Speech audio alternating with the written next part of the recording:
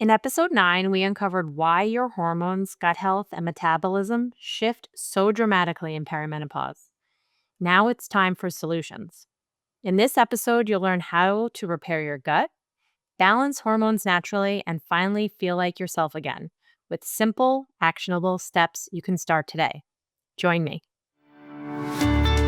Women's Wellness Authority is your go-to podcast for discovering the hidden gems of holistic health and well-being. In each episode, we dive deep into the many layers of wellness, from mental and physical health to spiritual growth. Through insightful interviews with experts, healers, and thought leaders, we uncover alternative approaches, healing practices, and fresh perspectives that empower you to transform your life. Whether you're seeking innovative ways to heal your body, your mind, or nourish your soul, this podcast offers practical tools and wisdom to help you thrive in all areas of your life. Let's rewrite the rules of wellness together.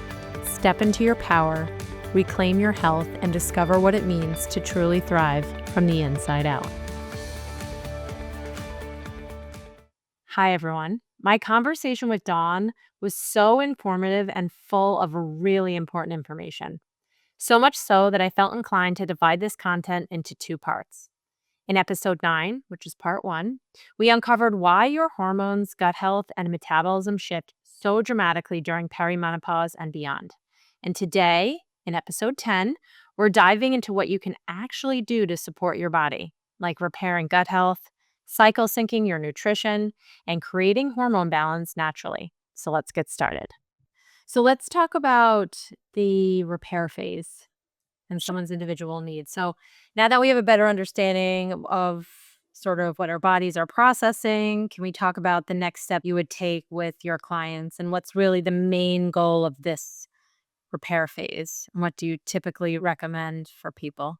Sure. The repair phase is basically we want to heal the gut from sensitivities and restore the integrity of that gut lining, calm an immune response, and hopefully get it so that you can tolerate and add foods back in. So going back a little bit about like the integrity of gut lining. The main reason we see most people coming in and having all these food sensitivities, having inflammatory response, is that term that is no longer like I think unaccepted, but leaky gut. We know through plenty of scientific data now, it's probably the most widely searched on any sort of like PubMed or NIH document you look at is if you put in leaky gut. And so that's kind of where these little microvilli, these little finger-like projections in your gut, they're spaced out. Oh. And that happens through a variety of ways. Stress naturally can kind of cause a breakdown there. I think just the nature of our food system in general, it's overprocessed, it's full of antibiotics, it's full of pesticides, different things, and those all in like a combination effect start to break down and cause this spacing to occur. And so what we want to do is seal it. Because when it's like this, we eat food and sensitivity occurs because food particles don't get properly broken down. They enter into our bloodstream. Our immune system is like, hold up, what is this? This is not something I'm familiar with. And that's where we get that Interesting. immune response. So in the repair phase, we really want to work to like solidify that lining so that, okay, now what's inside here can properly break down the food and then it goes into the bloodstream in a form that the immune system recognizes. And it can see it passing through the gates and be like, that's fine. I know what that is. You can go to where you do your job in the body. I like picturing it like this Yeah. versus this, right? When you're blocking that, it's then going through all that process of digestion too. So your body's like probably breaking down. Yeah. It's never going to eliminate those chemicals, right? Those have to go somewhere, hopefully in waste and out your body. But that's so interesting that that's what's happening when it's like it leaking out of your gut. It's leaking at a higher potent level because your body hasn't had a chance to digest it. Does that make sense? Is Yeah. that Exactly. Yeah. okay? It just doesn't recognize it. That's not the way it was created to do it. So in repair, we want to give it that ability to recognize food. And so we focus on nutrients that'll help kind of heal those epithelial layers, which is that epithelial cells, mucosal layer, which is that main or that first layer in the gut. And so We do that a lot through supplementation. You can also do it through foods to an extent. So if someone's super sensitive, I may just start them on a tea tincture that has things like aloe vera or marshmallow root or slippery or licorice root in it. And you can find those over the counter pretty readily, but we may just start there, see how they do. If we suspect that they can handle a little bit more, that's where we add in some form of an amino acid like a glutamine that will repair the intestinal lining. And we can put in supplements maybe that include aloe vera that will help regenerate that mucosal layer. We put in the marshmallow root, slippery elm. They kind of do the same coat, they calm it, the licorice root, that mainly for inflammation. And then one other thing that we would tend to recommend is to put in some sort of, it can be colostrum, but I think I steer more towards immunoglobulins that will help because they can bind to toxins. Some of those things, like you're talking about, like we may never get rid of the pesticides and things. To some extent, it will help bind to things like that. It may help bind to unwanted microbes in the body, and it'll help support the immune system. So, What's an immunoglobulin? immunoglobulin, it's an antibody. Basically, there are proteins that are produced by the immune system to help fight off infections. So, when we have a leaky gut, those have usually been leaked out. So, we kind of need to build back up. A lot of people have heard different doctors talk about that, over 90% of the serotonin's made in your gut, and now it's over 80% of your immune system resides in your gut.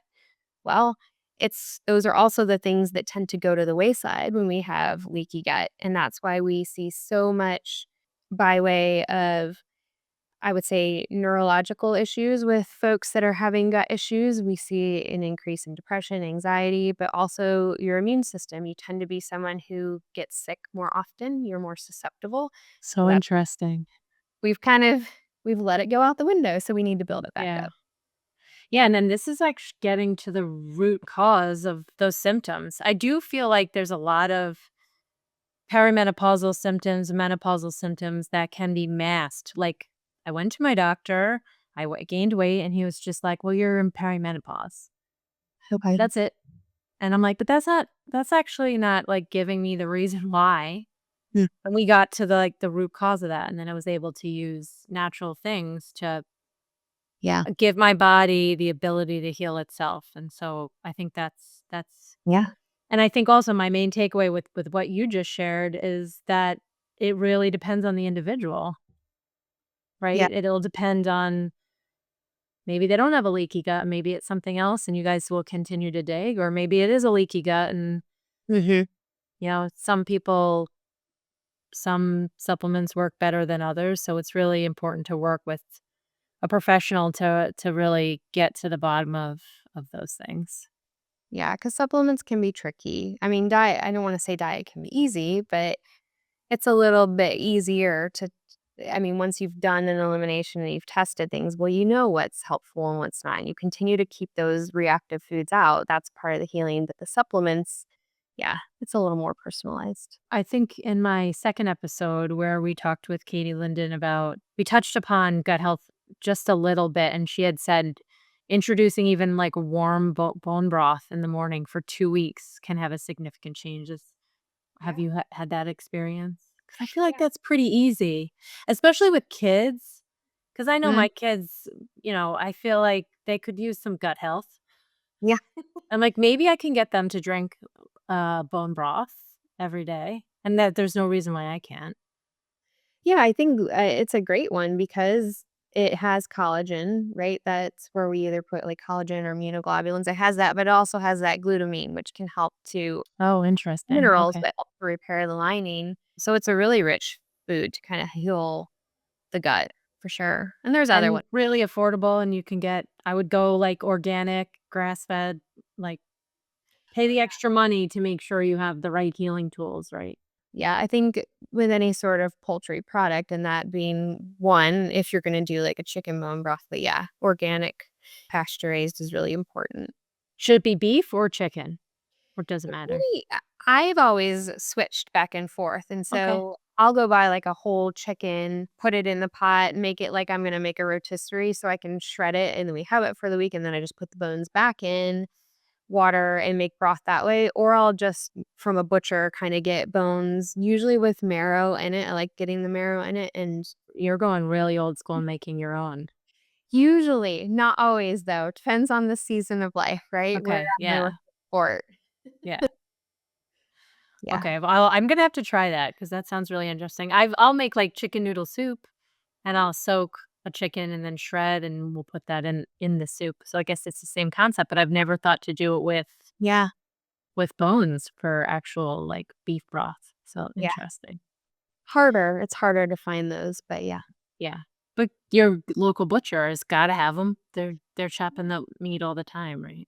Yeah, and we get delivery sometimes from one of the local farmers here that has, grass-fed beef, and they have an option to select down to get, like, the The bone, bones. Oh, and interesting. it's pretty cheap. It's just, like, sourcing it, especially if you want, like, grass-fed, grass-finished, and, no Yeah. antibiotics, you want all that, yeah. Okay. That's a great point. All right, let's talk about dietary guidelines Okay. for women who are in their midlife season. Yeah. Can we talk about what nutritionally we should be focusing on in this stage of our life and what's the best for our body? Sure. So, well, we can look at it two ways. We can look about kind of the next phase. Like say we go through this remove, repair, we've gotten the gut to a good place. We know that it's absorbing nutrients the way we want to. We can look at it from like an overall macro perspective, right? So your breakdown of proteins, carbs, and fats. We can look at it for how do you eat overall, like what's your framework for eating to kind of flow with the hormones. So I guess the first place I would start maybe trying to think. We'll talk about macros first. Okay. What that might Let's look like. let's talk about macros. I always hear that term too and I just shake my head like I know what it means, but I don't. Yeah, so macros is just those 3 categories, right? It's your proteins, it's your fats, your carbs. Okay. I am not a huge fan of people tracking what they eat. I think then we start to get into this whole other realm of potential food traumas and different disorders that can come with tracking, but I do think there could be a point in place where this becomes important to do in the short term, and one of those is when you know you're in perimenopause. Because to your point, like, what we were eating we used to maybe just eat healthy. We ate paleo, we intermittent fasted, and that worked. It's just not going to work now because of these hormonal shifts. Because as your estrogen, progesterone, testosterone start to decline, then we have the impacts on insulin sensitivity, which means we need to be more cognizant of the carbs we're putting in. Yeah, so I think one thing to pay attention to is like as estrogen, progesterone, testosterone, the sex hormones are shifting or begin to decline, they impact our insulin sensitivity. That impacts our muscle mass, our fat storage. Our bodies just become less carb tolerant and more prone to fat storage, especially around the belly. So maybe for a period of time, tracking your macros and knowing where you are is a good thing. There are some free apps out there that I think we might have talked about that'd be really helpful for people that wanna do it. I'm not sure if MyFitnessPal comes loaded on iPhones still at this point, but that's the one most people are familiar with, and the other one is Chronometer.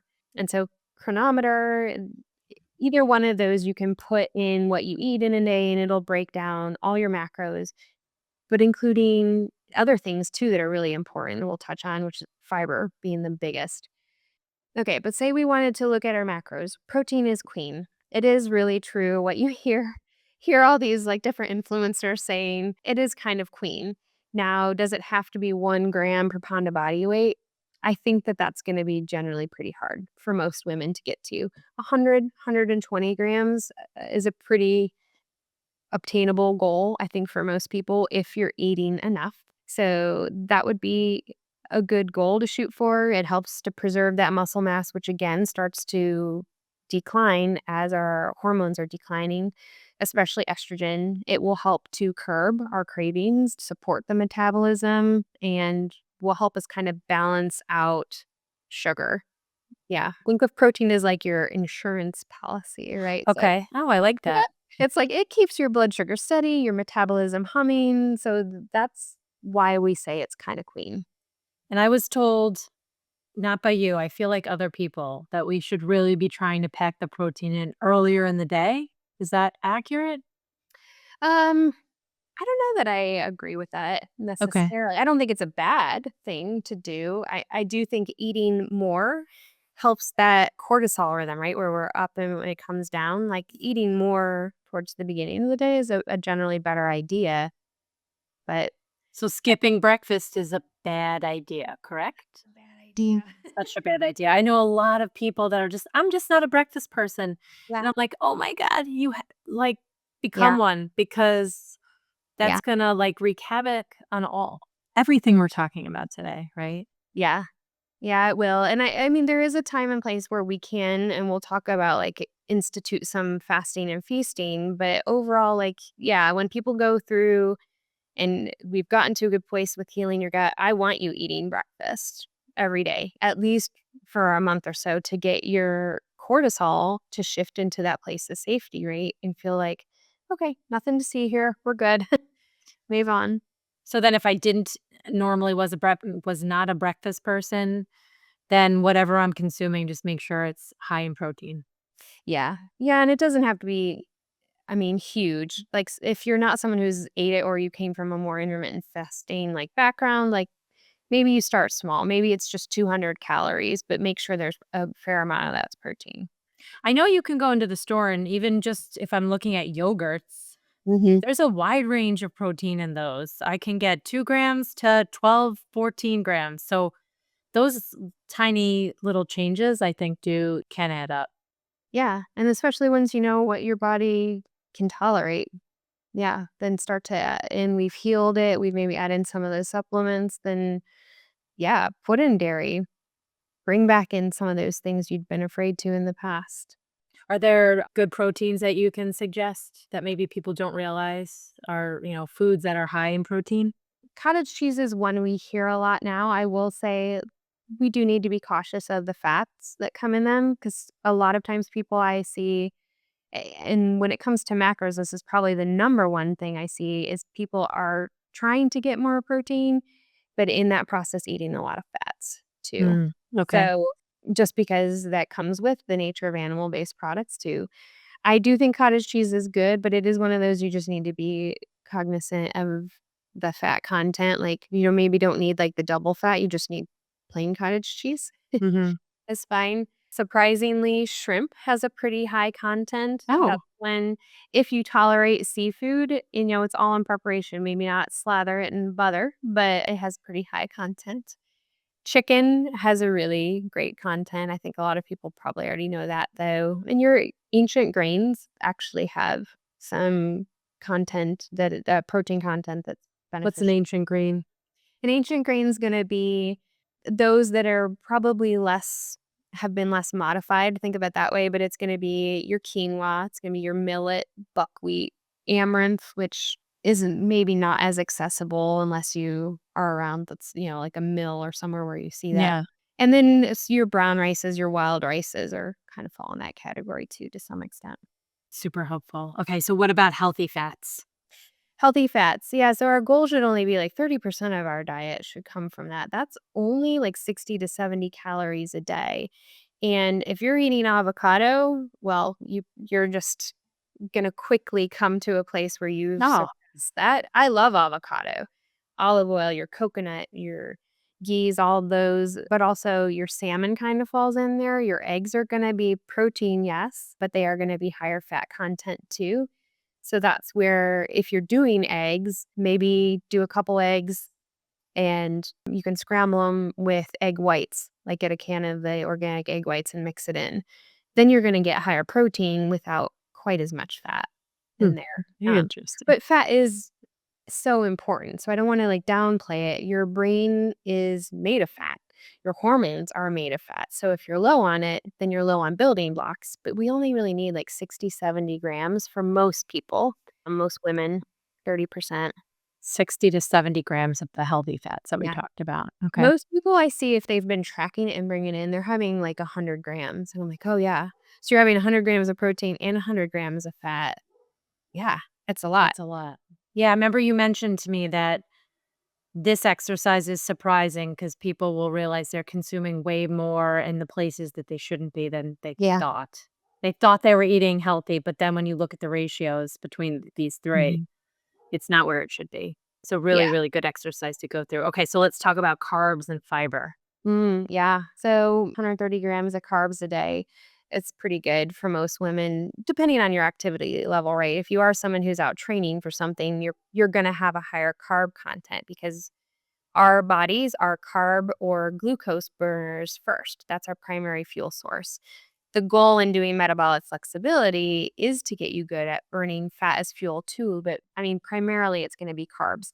So we want to look at lower glycemic index foods, higher fiber. That's where your grains come in, those ancient grains in their whole form. As close to you can eat any food in its single ingredient form, the better your body's response. Sweet potatoes, great, especially right before your cycle. Your berries, your legumes, so think lentils, chickpeas, black beans, root vegetables.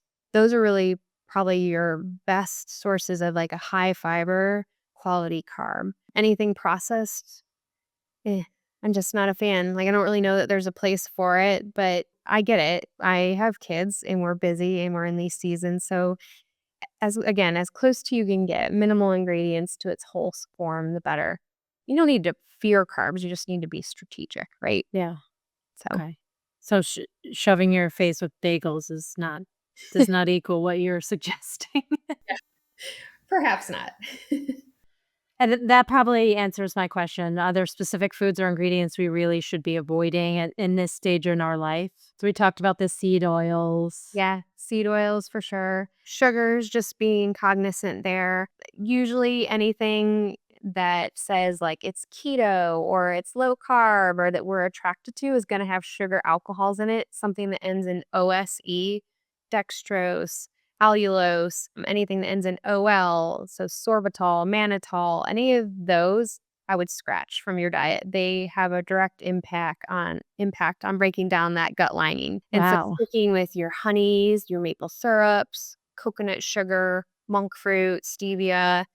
I even pull out cane sugar as much as we can. No cane sugar, confectioners. What about agave? Is that Yeah. a It's still oh, gonna kinda have this spike. That's what we're trying to avoid is this, like, insulin spike. gotcha. Sugars, we want to have, like, more of that sustainable, yeah, pull out of the So body. okay, so just you were saying avoid things that end in OSE and OL? Yeah. That's pretty easy. Okay. Yeah. Yeah. Okay, great. Can we talk a little bit? We mentioned it a few times, but fasting and feasting sort of around your cycle, I think it's called cycle syncing. Yeah. Yeah, This you is hear maybe carb. something some people have heard about or some not. Can you kind of explain what that is and how adjusting to when you eat, what our eating patterns are, or even workouts around the different phases of our cycle? Yeah, there's a lot to unpack there, but I tell people, once you feel like your gut's in a good place and you're not having these crashes, if you will, you're not having these intense cravings, that's where you can start to play around with feasting and fasting. We hear the terms metabolic flexibility, carb Oh, cycling. yeah. Can you Yeah, talk about metabolic flexibility, sure. what that is? So that is basically your body's ability to switch efficiently, that's the key word, between using carbs or glucose as a fuel source and then fats or lipids as a fuel source. And it just depends on what's available, what your activity level is. So when you're at rest and you're fasting, you're going to primarily burn fat as fuel. After you eat carbs, you're going to be burning glucose, obviously. And so that becomes our primary food source up until I feel like our 30s and 40s for sure, that's predominantly it, is gonna be glucose as a fuel burning source, and so we want to find ways to stretch your body's capacity to start to learn to fluctuate between the 2 without, again, having crashes, without having these intense sugar cravings, like, I forget the commercial that does the Joe Pesci. Is it like Snickers or something? Which always makes me laugh. I'm like, "Well, yeah, if you're gonna eat a Snickers, you are going to be hangry." Yeah. You're I not always you're think about, that Seinfeld episode, if anyone's a Seinfeld fan, where Elaine, like, at 3 o'clock has to go and have that piece of cake because every day they're celebrating somebody's birthday, Oh, and yeah. so in the afternoon, she's, like, crashing and she's, like, becomes crazed, and she eats her boss's, like, 19th century prince cake or something. I don't remember this, but yeah, I mean, that's pretty much it, right? Yeah. Have to have it. She wants Elaine should have been avoiding that crash if she was eating properly, if her Yeah, metabolic flexibility was in place. where it should be. Yeah. Yeah. So signs that you've achieved this is gonna be like you have that steady energy throughout the day. You're not having the cravings. You're efficiently able to kind of have this weight loss. You don't notice spikes in your blood sugar or anything. And the other one that maybe isn't as obvious is that you can perform better during physical exercise, strength training, and things. You're not going to be feeling as depleted. That's how we know we've achieved it. But most people are on the opposite end of that. And so to play with fasting and feasting when you have your cycle, we want to nourish when your body needs nourished around your cycle and around ovulation. So again, here's like a bell curve at that time in the month. And so the bottom here is when you get your cycle, those first few heavy days of bleeding, nourish. I tell people, like, don't fast more than 12 hours overnight. Have that breakfast in the morning. Once you get through your heavier bleed days, then maybe you move into a period of feasting for about a week or fasting for a week where you can try and go 13 to start with, but like, let's get you to 15 hours of overnight fasting. And so that includes coffee. Like, I don't want you having coffee or anything for those 15 hours. Then have your coffee with or after breakfast. That's always another key. That's an insulin and cortisol spikers if you have coffee by itself. So, but go into that fast period. Then after a week, you're going to get closer to ovulation. We want to be replenishing the body too. So maybe no longer than 12 hours overnight fasting, eat your breakfast, pick one day in the middle there, close to when you're ovulating to really do where you could say it's like a carb load day, or just I call it a refuel. So you have more like 150 to 200 grams of carbs. Maybe you're cutting back a little bit on protein and fat, but not significantly. We really just want you to up your carbs, the healthier ones we talked about. Yeah. Then, you get through ovulation. There's usually like a 5-day window around it. And then you can go back into another fasted period. And this is where push yourself. This tends to be where the body has the most strength during your month. And so, can you get to 15, 16, 17 hours of fasting? 17 hours tends to be that magic number where we start to see autophagy kick in, which is where your body starts to get rid of, think of those dead cells in the body doesn't need. So, anything that's past its prime, your body needs to recycle it. That's where your body's gonna need a fuel source, and so when you're in fasted state, we tend to get rid of those things. And then you know So that Oh, go ahead. sorry, I was gonna say, so that's interesting. You're doing the fasting, Mhm. and that's to almost, like, show your body how to be flexible. So you're kinda trying to work that muscle Yeah, to be able to go back and forth between yeah, fat burning, which it fat is. burning and then the glucose burning. Mhm. Is that right? Okay. Yep. Otherwise, if you, because 'cause you're saying traditionally in the past, prior to my 40s, my body was mainly just burning and using its energy off that glucose burning, not as much as the other. And so now I'm trying to teach my body Yeah, while shifting with all these other things to, okay, let's get to a point where we're doing this and you're actually gonna feel much better because yeah. you're almost training for the marathon of menopause. Pretty much, yeah, and then you couldn't benefit from it when you were in your 20s, but if your body can run efficiently with just the glucose, like, go for it. Like, Yeah. I feel like let it But a go. lot of our bodies aren't functioning now, right? To my point earlier, like, I didn't change how I ate, I still worked out, and, like, nothing made a difference, Yeah, so obviously, like, my body is ready for this workout, yeah. this metabolic workout. Take it slow. I tell people, like, the last part of that cycle syncing is that period right before you actually have your cycle, and that is another replenishment period. pick one day in there again to do a carb refuel. But if that's all you start with, if you can just get really good at giving your body that replenishment, those 12 hours, pick a refuel day before your cycle, get your body through the first heavier few days of your cycle, and then put in a little bit of fasting, and that's where you start. That's really gonna make big shifts in and of itself, and then you can start to play with the rest of the month.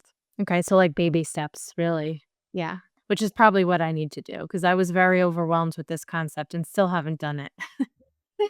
It is overwhelming, yeah, I would start little, like, let's refuel your body right before your cycle comes, and then we get through it, and then let's try doing a few days of a heavier fast. What about if you don't have your cycle? Does this still apply? And how Yeah. can you go about Yeah, it's a good question. Some women will tell me, "Well, I still know when my cycle would be. I still can sense these, like, shifts in my body and my mood." And if that happens and you can use that as, like, your framework, like, this must be the week before, great. But if you're not, you can use the lunar cycle, right, as a good guide and think of, like, the full moon as Oh, your so cycle. interesting. Yeah. So you can use that as kinda your guide and shift that way, and does it have to be then I would probably just do it in week increments where it's like a week on, a week off, a week on, a week off. Yeah. A week on of Fasting, and then a week off fasting. for fasting, but always so if you're starting from the full moon, that first week or, like, right around your full moon is gonna be a feasting period, and then, a week later, you start into fasting, feasting, fasting, so Okay. Very interesting. just week to week. And guys are different, right? Guys, so I love our husbands and our partners, but if there's a man in your house and in your life, he's not going to be able to do the same cycle syncing as you. Yeah, that makes sense. That makes Their total sense. testosterone stays pretty, stays up there for the most part. So men can do like day to day. And I have a lot of guys that do that, but yeah.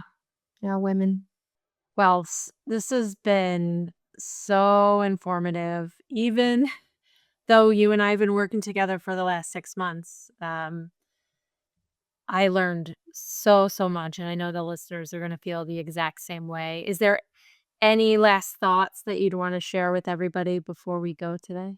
I think a couple of things. I think if you go through all this kind of work and you make these changes, but you're still noticing some discrepancies in how your body feels and you're just not feeling supported or right, that's where it's time to maybe seek a provider that can really take a deeper dive at your hormones and see what can be done to help support them. So that's keep that in mind. This may not be enough. It may be, but in the beginning stages, but at some point you might want to seek out a provider who can give you a little bit more support there. And I think the other thing is grace in all of it too. There's got to be grace. I'm really big on nervous system regulation stuff, as you know, but Mhm.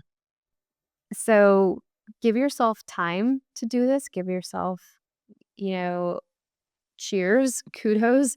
Yeah, congratulations for the small wins. Maybe that's just getting to having enough water in a day. Maybe it is just being able to finally pull out that last processed food. But that's beautiful that you're able to do that and you're giving your body the chance to heal itself just in those little steps. Yeah, I think that's such a powerful message to leave with everyone. I remember being, like, overwhelmed even with the 30 days, and Mm. one of my girlfriends being like, "Diana, 30 days in your life is not that much time, Mm. but if the work you're gonna do for the 30 days or the 3 months it ended up being or the 6 months to then feel so much better, Yeah. isn't that worth it?" And I putting the shifting my perspective on that made total sense. So I'm investing in my health for the long run and not in the short term. So it's all those little baby steps and mind shifts that really help. Yeah, absolutely. Little wins are big wins, in my opinion. Yes. Yep. Awesome. Well, thank you everyone and thank you Dawn. Midlife doesn't have to feel like a mystery and your body isn't working against you. It's simply just asking for a different kind of support. By understanding your hormones, being mindful of cortisol and insulin resistance, and adjusting how and when you eat, you can feel more energized, more balanced, and in control. Remember, small changes can have a big impact, and you don't have to navigate this season alone. Thank you so much for joining us today on this episode. If this conversation sparked something for you, share it with a friend who might be wondering, what the heck is my body doing? Don't forget to subscribe to my podcast or YouTube channel so you don't miss what's coming next. And until next time, stay curious, stay empowered, but most of all, stay well. Thank you, Oh, everyone. bye. Bye. Thank you for tuning in to this episode of Women's Wellness Authority. If today's conversation inspired you, shifted your perspective, or sparked something within you, I'd be so grateful if you'd subscribe, leave a review, or share this episode with someone who might need it the most. Have a story of your own or something you'd like to share? I'd love to hear from you. You can connect with me on YouTube, Instagram, and Facebook at Women's Wellness Authority. Please note the content shared on this podcast is for informational purposes only and is not a substitute for medical advice, diagnosis, or treatment. Always consult with a qualified healthcare provider regarding your health and wellness decisions.